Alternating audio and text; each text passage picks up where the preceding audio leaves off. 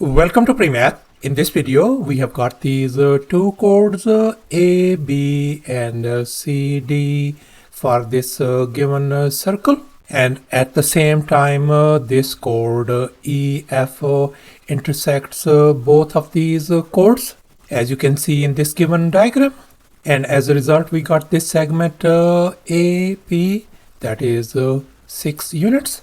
And this segment CT is 5 units, whereas this segment PT is 7 units. And furthermore, this segment EP is equal to this segment TF, and this segment PB is being represented by X, whereas this segment TD is being represented by 2x minus 8.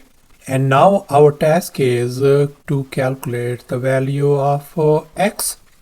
Please don't forget to give a thumbs up and subscribe. And please keep in mind that this figure may not be 100% true to the scale. Let's go ahead and get started. And here's our very first step. We know that these two segments EP and TF are equal. So therefore I'm going to label this segment as y. Then this segment TF is going to be y as well. And now let's recall the intersecting chords theorem. According to this theorem, if two chords intersect in a circle, then the products of the measurements of the segments of the chords are equal, as you can see in this given diagram. And here we got these two chords AC and BD, and they intersect each other. And as a result, we get these segments A, B, C, and D respectively. Then according to this intersecting chords theorem, the product of these two segments A and B must be equal to the product of C and D. As you can see in this given equation, A times B equal to C times D. And now we are going to apply the intersecting chords theorem on this given problem. And now we are going to focus on these two chords. We are going to focus on this chord A, B, and this another chord EF. And we are going to ignore this chord CD. Then we can see that these two chords A, B, and EF, they intersect each other at this point P. And as a result, we get these segments, this segment and this segment, likewise this segment and this whole segment. And now we can see that this whole segment is going to be y plus 7. So I can write this whole segment as y plus 7 over here.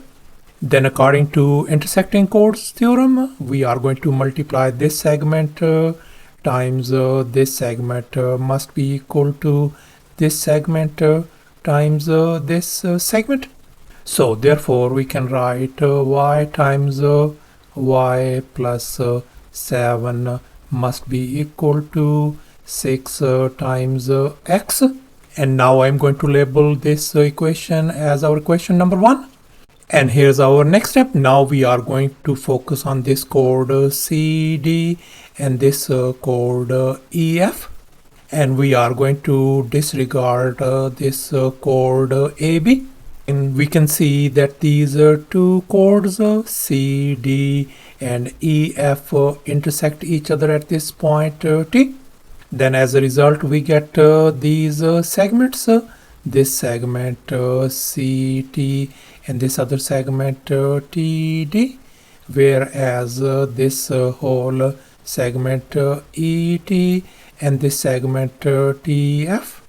And now we can see this whole segment ET is going to be y plus 7. So therefore we can write this one as y plus 7 over here. Then according to intersecting chords theorem, the product of these segments 5 and 2x minus 8 must be equal to the product of y plus 7 and y. So therefore we can write down y times y plus 7 is going to be equal to 5 times 2x minus 8. And now we are going to distribute 5 over here. So therefore this whole thing y times y plus 7 is going to be equal to 10x minus 40 on the right hand side. And I'm going to label this one as our equation number 2. And now we are ended up with these two equations, equation 1 and equation 2. And we are going to compare these two equations. And we can see for both of these equations, the left hand sides are identical. So therefore we can easily equate the right hand sides as well. So therefore I can write 10 times x minus 40 is going to be equal to 6 times x. And now I'm going to move this negative 40 on the right hand side, and at the very same time I'm going to move this 6x in the opposite direction. So therefore we can write 10x minus 6x is going to be equal to positive 40 on the right hand side. And if we subtract this left hand side, that is going to give us 4x equals to 40. And now we are going to subtract 4 on both sides to isolate x. So therefore we can see that our this 4 and 4 is gone. So x value turns out to be equal to positive 10 value. And since we got our x value as 10, so therefore this segment PB is going to be x becomes 10 units. And likewise this segment TD, which is 2x minus 8, is going to become when we substitute x value, so this become 2 times 10 is going to become 20 minus 8 is going to give us 12 units. So therefore our this PB segment turns out to be 10 units, and this segment TD is 12 units. So thus after all the calculations and manipulations, our x value turns out to be 10 units.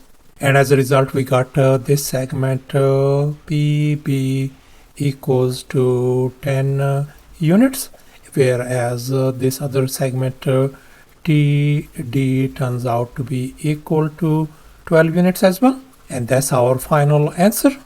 Thanks for watching, and please don't forget to subscribe to my channel for more exciting videos. Bye.